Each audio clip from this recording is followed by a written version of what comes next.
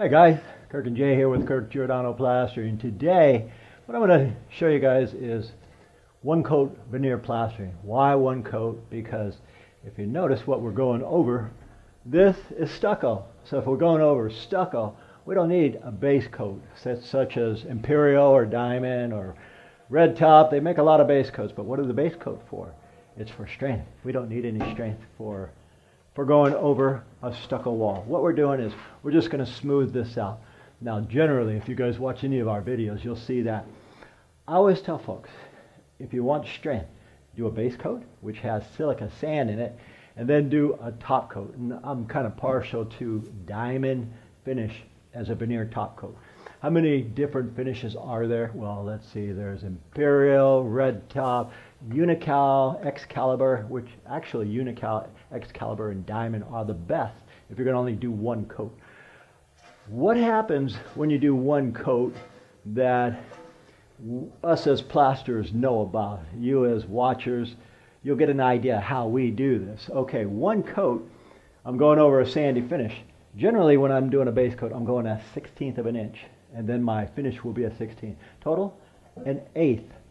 And the beauty of a veneer plastering system versus taping mud is you could paint within 48 hours if you do two coats. What I'm going to do here, one coat, you could paint the next day.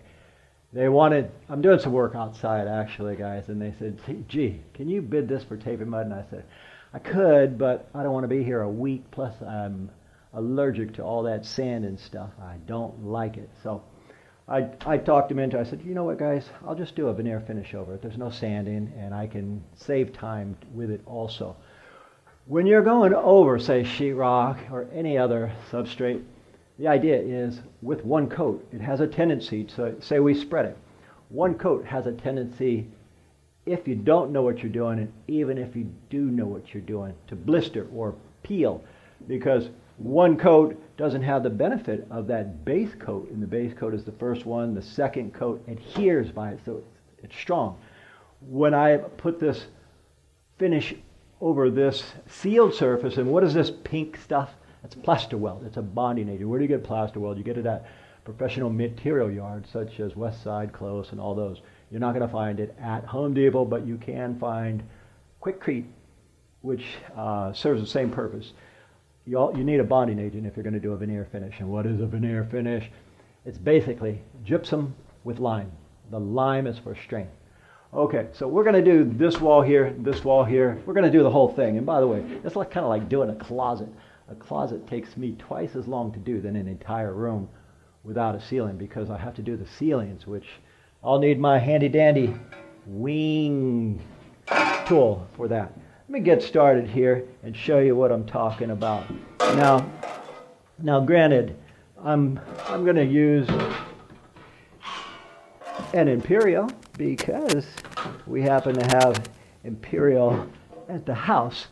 Diamond actually is a little bit easier to work with because it has more fat, more lime in it, so I can play around with it more. Say for example, okay, I'm going to cover this wall here. Now, I know because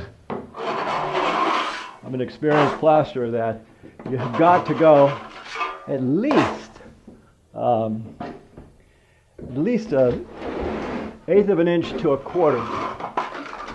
Why so much? Because we're covering two different finishes. And so I'm going to do that. Any of you guys, I had a fella comment on what we do the other day. He says, hey Kirk, I'm a taper. I've been doing taping mud for about 20 years. I sure wish I could do veneers like you do. So I responded and said, dude, if you're a taper, that's half the battle. Half the battle is knowing how to use your tools, guys.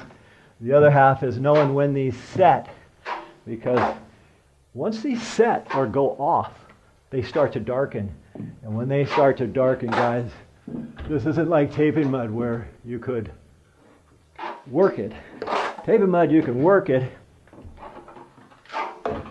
Veneers, when they start to set, because of the lime in it for strength, well, that also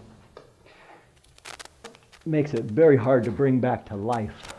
And when I say bring back to life, I'll show you that in the next, after I skim this.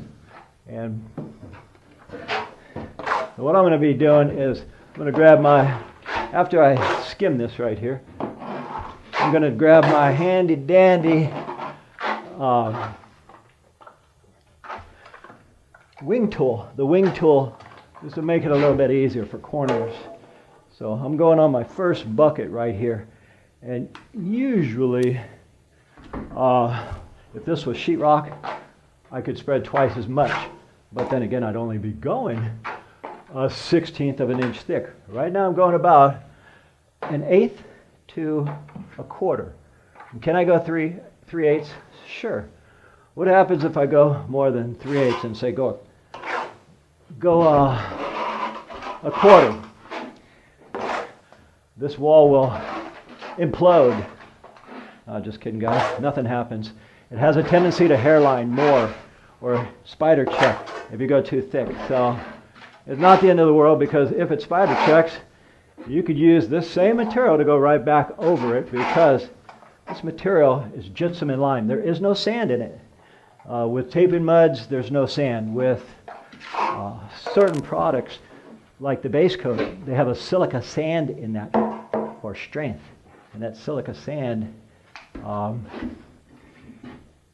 it's great, but you can't really use a silica sand to go over, say, any imperfections, because now you're putting sand on it. I'll show you how we make these corners here, and I'll be done with the mud real soon. And what Jay's going to do is go mix me some more, and then I'll show you how we finish it, as well as how we bring it back to life and use the water. Now, say with taping mud, you apply it and it is what it is. You just leave it alone. Leave it alone, and what happens? It cracks like an egg. And then you put your next coat on it. This stuff here, when we leave it alone, it's going to set. When this starts to turn dark, that means we got to hustle. And if it starts to turn dark and we're not hustling, we're going to lose the wall. And again, to lose a wall is not a big deal. You just put some more mud over it. For the sake of showing you how to bring it back to life, I'm going to just go ahead and finish this little bit right here. And a good rule of thumb, guys, is try to finish it as well as you can the first time before it starts to set. So what I'll do is I'll take my trowel and I'll come around. Okay, that's looking pretty there. I'll take it again and go up. So what I'm doing is just getting the trowel lines out and the imperfection. The holidays, we take it here, make it pretty, pull down. And if the trowel lines are showing, not a big deal. A minute ago I was spinning that trowel because or my hawk. You need a perfectly straight hawk, and you need a perfectly straight trowel. That's why I sometimes spin it. If the trowel, the hawk falls off it, that means there's too much mud on it or it's warped. So I just kind of mess around like that. All right, so there's that one side here. And again, you get it as pretty as possible the first time around.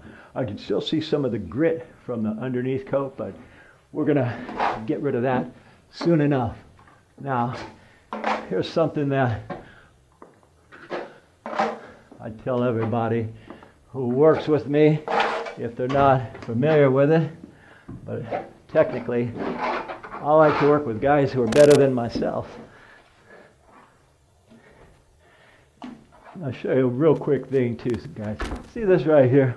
This is a Hudson sprayer. You pump it up, water comes out. This, a little bottle that you pump that up, water comes out. Why do I bring that up? Well, many years ago, back in, I'd say late 70s, early 80s, I was working union. And you know how sometimes you have a boss who's pretty good and other times you have a boss who's got low self-esteem. Well, when we were doing this back then, we called it white coating, a lot of different names other than veneer finish, gauging plaster, you name it, we called it that. As I'm applying this right now, talking to you guys, I remember a time where I was working for a company, and of course I was new. I was maybe a year, and the supervisor was a bit of a jerk. He had esteem issue problems. I remember I was plastering, we were doing big rooms, and I was using the Hudson sprayer, and I was going to town. I thought I was doing something. The supervisor boss at that time come in and said, "Boy, what do you think you're doing?" I said, "Plastering, boss. That's what I'm doing." He says, "Well, where's your brush or your felt brush?" Back then I was in my 20s or even younger than that, and I thought, why? I don't need a brush. We'd have $50 brushes for doing gauging putty, we called it back then, or lime. And as the wall started to harden, we'd put this $50 brush in water and bring it back to life. We'd bring the fat out of it so we can get all the imperfections out. So those are kind of outdated. I mean, I've used them 20, 30 years ago, but I don't need them now. This water is actually better. But I remember this one jerk screaming in my face, "You need this particular tool," and I thought, why? If I'm going faster with this. And I remember trying to keep my job and trying not to offend the guy when he says, "Kirk, you think I'm funny?" And I said, "No, why?" He says, "What are you grinning for?" I was working with a couple guys back then, and I said, "Well, you probably wouldn't like my answer." And he says, "Oh, I got a sense of humor. What are you grinning for? You think I'm a clown?" And I remember saying, "No, dude, you need a tic tac because you're all in my face like an army sergeant screaming at me, and your breath just ain't working." But anyway, spreading right here and thinking about this guy here brings back some memories. I'm going to show you guys, rather than spread out this whole wall, what a wing tool is. See these wings? No, you're not going to fly away with it, but it's good for, you got to wet it. All these tools you got to wet first before you try to use them. Now this wing tool here got debris on it, so you get that junk off of there, because any debris will drag. It's kind of like going too far down. If you go down here, you hit this sandy crap or dust, dirt, grime, it'll bring it up the wall. Real nightmare, guys. So avoid going to the bottom unless somebody says you absolutely have to. Okay, a wing tool. So I take a wing tool and I just come on down here. I keep that mud right here and come on up. Now it gives a pretty straight corner. Here, I'm going to do the same thing. I'm not going to do that ceiling on camera because I will bore the crap out of you guys. But for the sake of showing you one coat finishes, just going to give you an idea, guys, and when we're done, I'll kind of show you the results. But okay, now that we used the wing tool and we got just this corner, because that's all that's going to show in this so-called closet. What I'm doing now is I'm getting all the filth off of my trowel.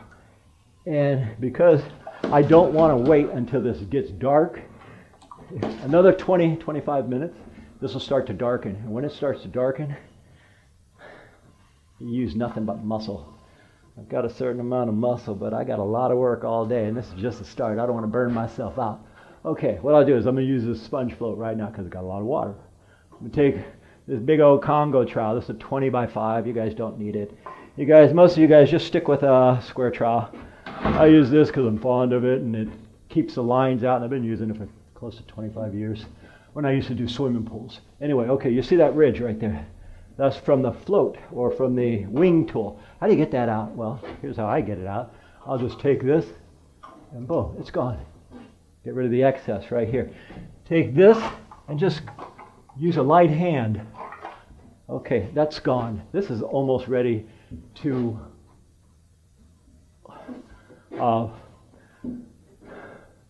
float with water and trowel it, and that'll be ready. I'll get all the stuff out. Now that one right there, you see how this trowel right here gets that wing tool effect out of there. Okay, but I got a lot in my corner.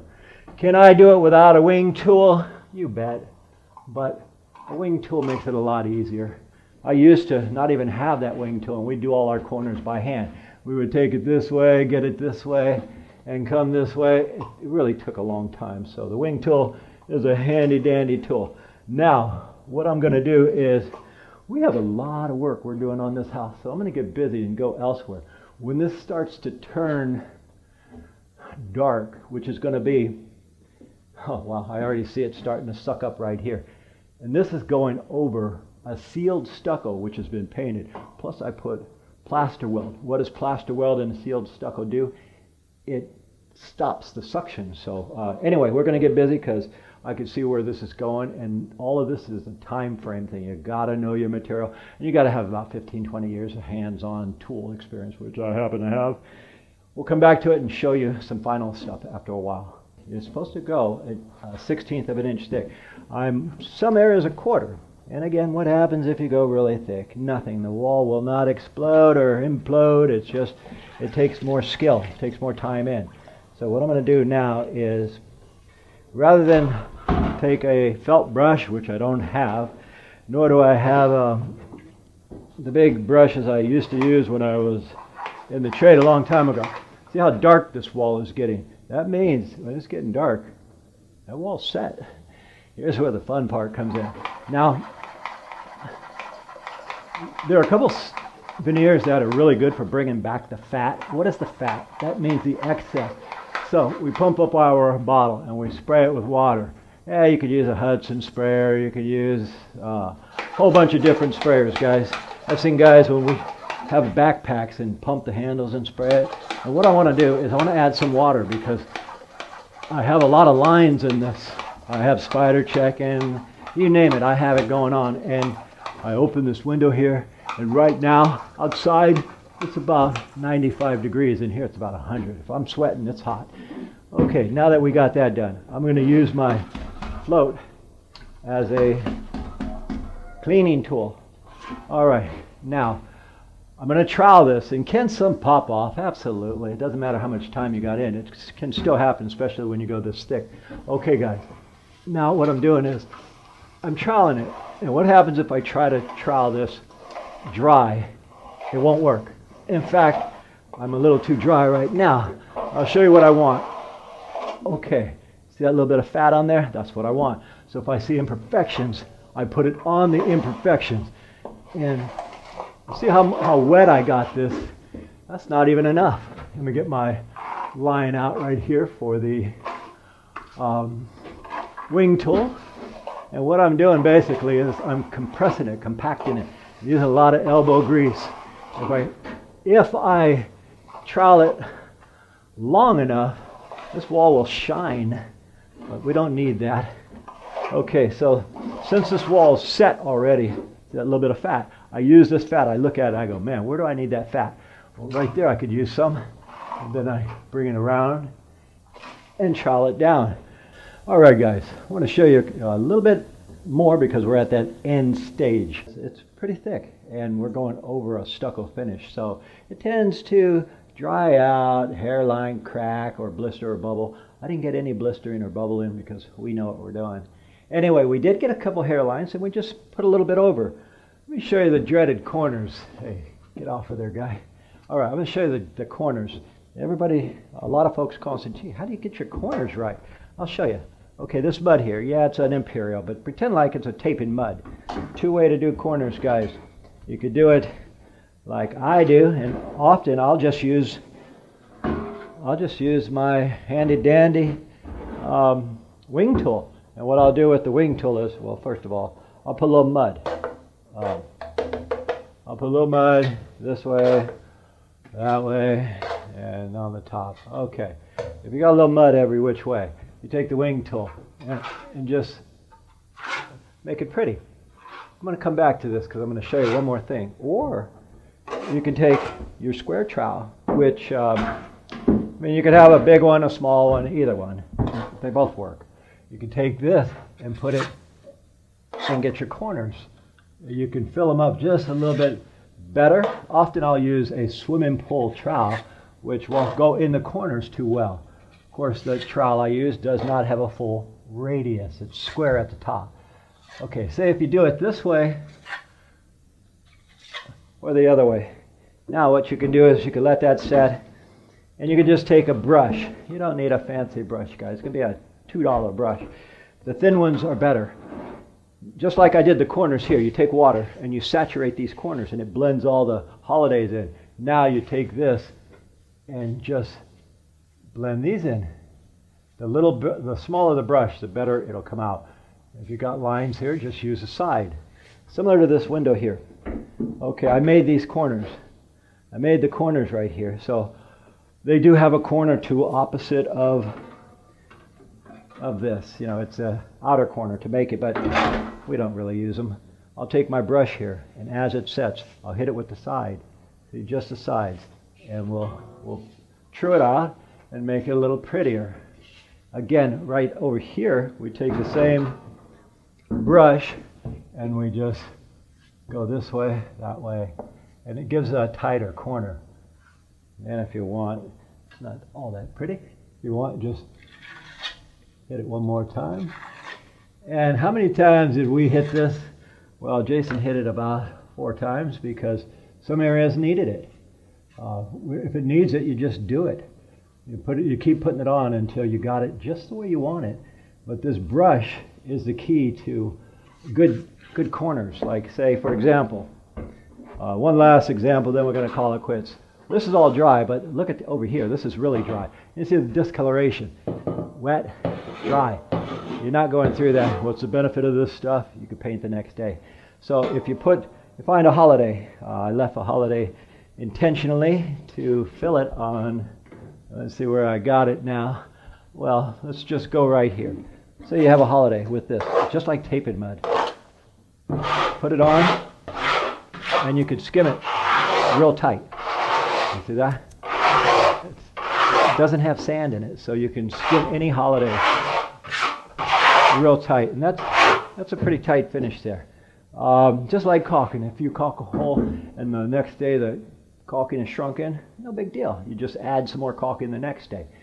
I got a couple more little things I'm doing here, but that's basically it. I've decided to put a different ending because I had a holiday here which was a big hunk of stucco, so I popped that out and went over it. And just telling you folks, that's how we do it. Anyway, my name is Kirk, Jason on the camera. We thank you for watching. And as usual, we'll see you guys on the next one. Once again, folks, we thank you for watching, and I really enjoy all your comments. If you guys like this video, please click the like button down below. And also, if you enjoy what we do, subscribe to our channel so we can keep making these videos for you. My name is Kirk. And Jay. We thank you for watching, and from the entire Giordano family, we'll see you on the next one.